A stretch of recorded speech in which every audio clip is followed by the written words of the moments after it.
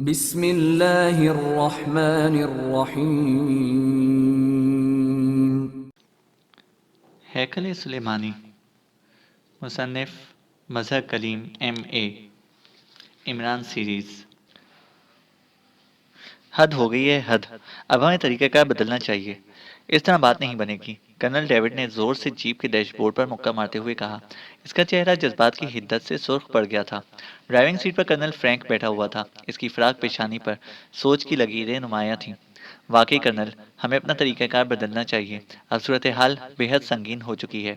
ये लोग वाकई हमारी तवक्का से कहीं ज़्यादा खुशकिस्मत साबित हो रहे हैं, कर्नल फ्रैंक ने कहा, और वो फिर जीप से नीचे उतर आया। इस वक्त वो सब शहर सत के करीब सहरा में इस जगह खड़े थे जहां 4 इजरायली फौजियों की लाशें और बहुत सा साजो सामान बिखरा पड़ा था। नखलिस्तान से एक्रीमी कैंप पर हमले के बाद जैसे इमरान और उसके साथी वहां मौजूद हेलीकॉप्टरों को लेकर उड़ गए थे, कर्नल फ्रैंक ने ट्रांसमीटर पर फौरी तौर पर एयरफोर्स के नज़दीकी अड्डे से राब्ता कायम किया और उन्हें तमाम तफसीलात बताईं। इसके बाद वो सब जीपों का काफिला लेकर चल पड़े। फिर उन्हें दूर से लड़ाका और बमबार जहाज आते भी दिखाई दिए और दूर से उनकी खौफनाक बमबारी की आवाज़ें भी उन्होंने सुनी। फिर स्क्वाड्रन लीडर ने उन्हें ट्रांसमीटर पर बताया कि दोनों हेलीकॉप्टरों को तबाह कर दिया गया है और तमाम लोग मर चुके हैं, क्योंकि इंसानी आज़ा उन्होंने शोलों में उछलते हुए खुद देखे थे। जिस पर कर्नल फ्रैंक ने इनका शुक्रिया अदा किया और उन्हें वापस जाने के लिए कहा। लेकिन जब वो इस मकाम पर पहुंचे तो ये देखकर हैरान रह गए कि दोनों हेलीकॉप्टर वाकई तबाह हो चुके थे। एक आदमी के जिस्म के टुकड़े भी वहां पर मौजूद थे, जो पूरी तरह जल गए थे, इसलिए उसे पहचाना ना जा सकता था कि ये कौन है। बाकी किसी आदमी की लाश वगैरह वहां कुछ ना थी, ना ही कोई आदमी था। चुनाचा वो समझ गए कि इस खौफनाक बमबारी में इमरान और उसके साथियों का सिर्फ एक ही आदमी हलाक हुआ है, और चूंकि वहां से किसी सवारी के मिलने का कोई इम्कान ना था, इसलिए जाहिर है वो लोग पैदल ही शत शहर की तरफ गए होंगे। चुनाचा उन्होंने शत शहर को जाने का रुख किया और फिर वो शहर के नज़दीक इस मकाम पर तक पहुंच गए जहां 4 इसराइली फौजियों की लाशें बिखरी हुई थीं। फौजी सामान रेत पर बिखरा हुआ था। इमरान और उसके साथी वगैरह सब गायब थे। ये तमाम सामान लाजमन 2 जीपों पर हो सकता है। वो इन जीपों को ले उड़े हैं।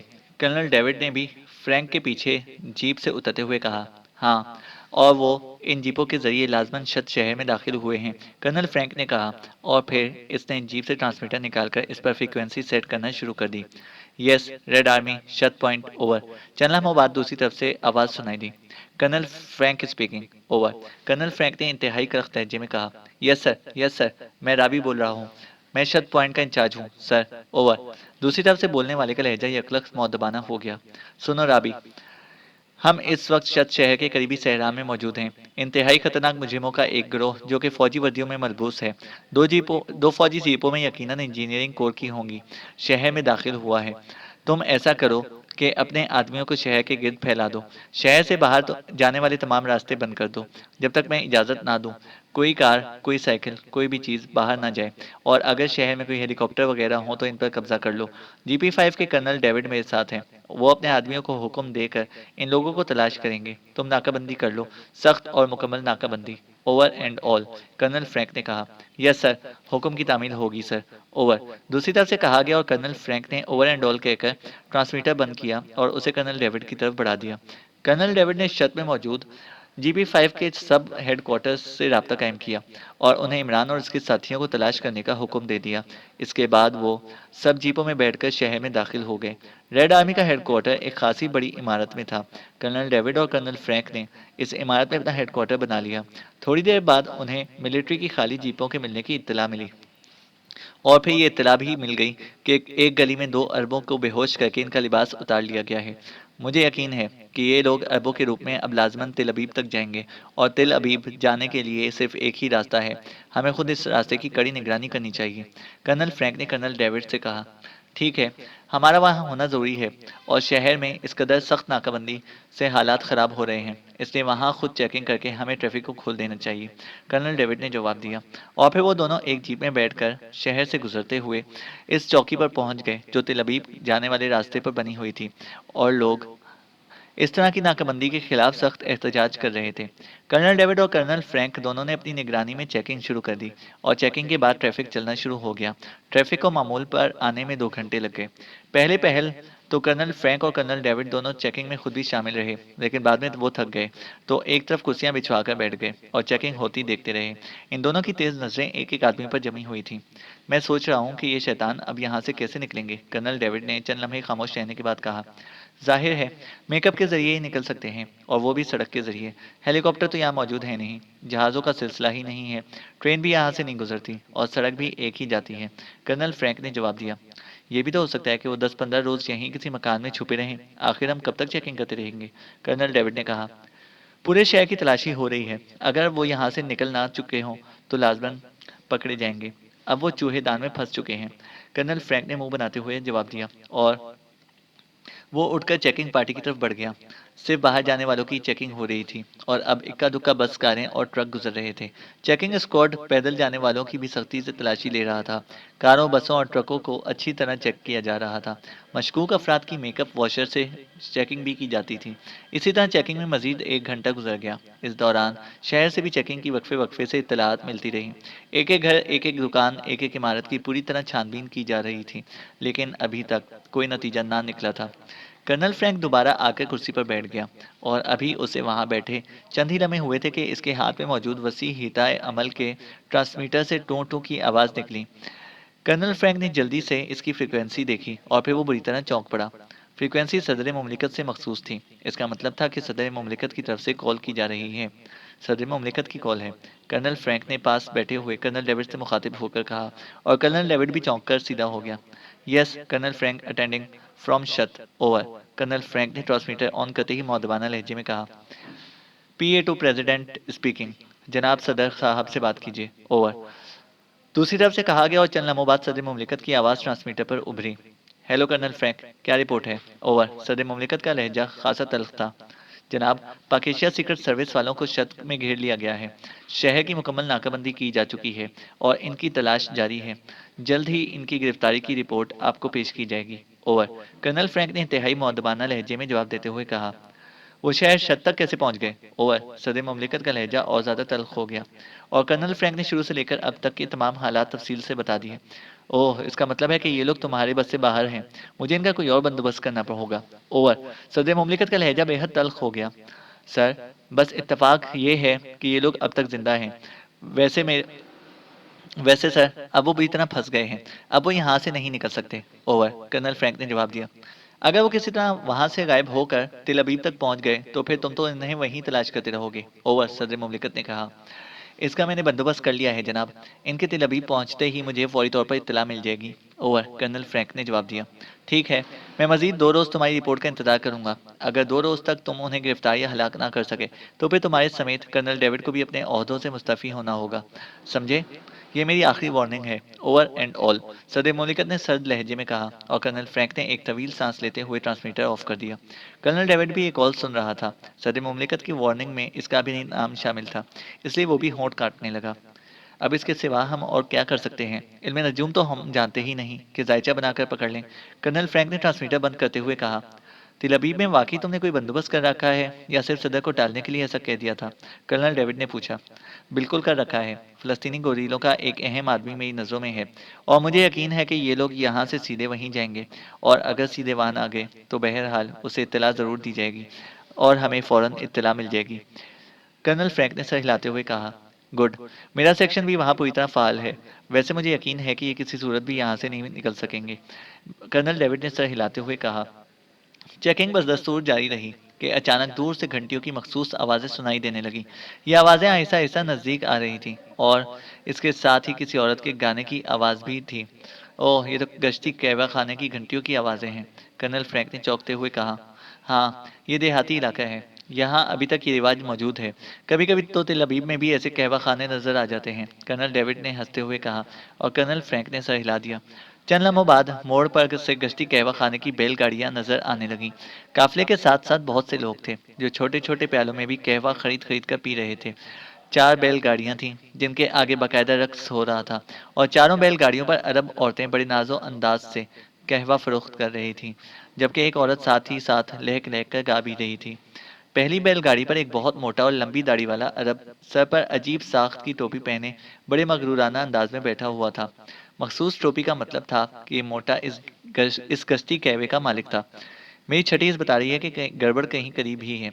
उन्हें मैं खुद चेक करूंगा। कर्नल फ्रैंक ने यकलख कुर्सी से उठते हुए कहा। अरे अरे, क्या गजब कर रहे हो। ये मुकद्दस काफिला है। इसकी चेकिंग से पूरे अरब में तूफान उठ खड़ा होगा। कर्नल डेविड ने बौखलाए हुए अंदाज में इसका बाजू पकड़ते हुए कहा। क्या मतलब? ये कैसे मुमकिन है कि ऐसी सूरत हाल में इन्हें बगैर चेकिंग के गुजरने दिया जाए? कर्नल फ्रैंक ने गुस्सीले अंदाज में अपना बाजू छुड़ाते हुए कहा और तेजी से गश्ती कहवा खाने की तरफ बढ़ा, जो अब खासा नजदीक आ चुका था। चेकिंग करने वाले सिपाही भी बड़ी दिलचस्पी से उसे आता देख रहे थे। ठहरो, रुक जाओ। मैं रेड आर्मी का कर्नल फ्रैंक तुम्हें हुक्म दे रहा हूँ। कर्नल फ्रैंक ने आगे बढ़कर जोर से चीखते हुए कहा। जनाब, ये मुकद्दस, एक ऑफिसर ने कहना चाहा। Shut up. ऐसे मौके पर कोई चीज मुकद्दस नहीं है। इन सब की मुकम्मल चेकिंग की जाएगी। कर्नल फ्रैंक ने तेज लहजे में कहा। काफिला इसकी धाड़ सुनकर आहिस्ता हो गया और चेकिंग करने वाले भी असलाहा संभाले तेजी से उसकी तरफ बढ़े। कोई ना रुके, ये मुकद्दस काफिला है। किसकी जुर्रत है कि इसे रोक सके? चलो चलो, आगे बढ़ो, मोटे अरब ने उठकर चीखते हुए कहा। मैं कहता हूँ रुक जाओ, वरना मैं सबको भून डालूंगा। मैं कर्नल फ्रैंक हूँ, रेड आर्मी का सरबराह। मैं कहता हूँ रुक जाओ। कर्नल फ्रैंक ने गुस्से से पैर पटके। काफिला नहीं रुकेगा, नहीं रुकेगा, मोटे अरब ने भी गुस्से से भरी आवाज में चीखते हुए कहा। फायर, भून डालो, गोली मार दो इन सबको। कर्नल फ्रैंक ने इस कदर गुस्से से चीखते हुए कहा कि इसकी आवाज फट गई और रेड आर्मी के आदमियों ने मशीन गनें सीधी कर ली। खुसूसी अरबी लिबास और टोपियां पहनकर वो सब अजीब हौंक से लग रहे थे। लिबास इंतहाई भड़कदार था और आम अरबी लिबास से बिल्कुल हटकर था। वो सब एक दूसरे को देख कर हंस रहे थे।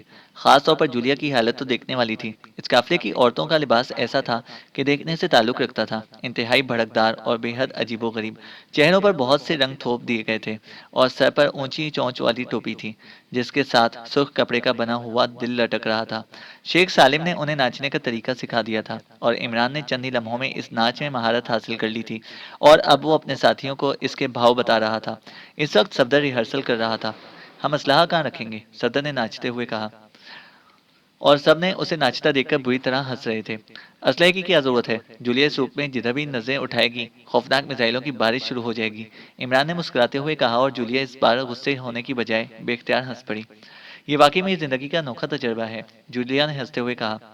और फिर थोड़ी देर बाद शेख सालिम अपने साथियों समेत बैलगाड़ियां लेकर वहां पहुंच गया। बैलगाड़ियों पर पीतल के चमकते हुए मखसूस किस्म के बड़े बड़े हमाम मौजूद थे। इसके साथ जूलिया जैसा लिबास पहने और मेकअप किए 3 औरतें मौजूद थीं, जबकि 4 मर्द भी थे, जिन्होंने इमरान और उसके साथियों जैसे लिबास पहन रखे थे। शेख सालिम ने आखिरी हिदायत दी और फिर वो सब बैलगाड़ियों में सवार हो गए और बैलगाड़ियां गलियों से निकलकर जैसे ही सड़क पर पहुंची, शत शहर के लोग इन पर टूट पड़े और कहवे के फंजान तेजी से बिकने लगे। इस काफिले में ये खासियत थी कि ये रुकता ना था, बल्कि मुसलसल सफर करता रहता था और खरीदारी भी चलते चलते होती थी। जाहिर है रफ्तार आहिस्ता थी। हर बैलगाड़ी के सामने दो दो अफराद नाच रहे थे और दो दो बैलगाड़ी पर सवार थे। जब वो दोनों थक जाते तो बैलगाड़ी पर सवार अफराद नीचे उतरकर नाचना शुरू कर देते और नाचने वाले आराम करने के लिए बैलगाड़ी पर चढ़ जाते थे। इमरान, कैप्टन शकील, सिद्दीकी और चौहान पहली बैलगाड़ी पर थे। शेख सालिम सालारे काफिला की हैसियत से पहली बैलगाड़ी पर बैठा हुआ था। दूसरी बैलगाड़ी पर जूलिया मौजूद थी और इस पर तनवीर, टाइगर, नोमानी और सफदर थे। तीसरी बैलगाड़ी पर पाकिस्तान सीक्रेट सर्विस में से सिर्फ खावर था। बाकी शेख सालिम के अपने आदमी थे और आखिरी बैलगाड़ी पर तमाम तर शेख सालिम के आदमी थे। बाजारों से गुजरते हुए वो आहिस्ता आहिस्ता तिल अबीब की तरफ जाने वाली सड़क पर बढ़ रहे थे। शेख सालिम बड़े अकड़े हुए अंदाज में बैठा हुआ था। काफिले के साथ साथ अरब भी नाचने लगे थे और फिर कहवा पीकर चले जाते। थोड़ी देर बाद काफिला आखिरी चौकी के करीब पहुंच गया। इस वक्त इमरान का नाच देखने वाला था।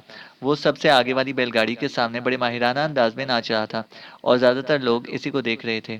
चौकी के साथ कुर्सियों पर 2 अफराद बैठे हुए थे और इमरान ने इनमें से एक को देखते ही पहचान लिया। वो कर्नल डेविड था। इसके साथ एक और आदमी था। कर्नल डेविड को देखते ही इमरान के नाच में और तेजी आ गई और वो दिल ही दिल में हंस रहा था कि जिस सीक्रेट सर्विस की दहशत पूरे इसराइल पर छाई हुई है, वो इस वक्त सड़कों पर नाचने में मसरूफ है। ठहरो, रुक जाओ। मैं रेड आर्मी का सरबराह कर्नल फ्रैंक तुम्हें हुक्म दे रहा हूँ। अचानक कर्नल डेविड के सामने साथ बैठे हुए आदमी ने कुर्सी से उठकर काफिले की तरफ बढ़ते हुए चीखकर कहा और इमरान समझ गया कि ये कर्नल मॉर्गन की जगह रेड आर्मी का सरबराह बना होगा। जनाब, ये मुकद्दस, एक ऑफिसर ने कर्नल फ्रैंक से कहना चाहा। शट अप, ऐसे मौके पर कोई चीज़ मुकद्दस नहीं है।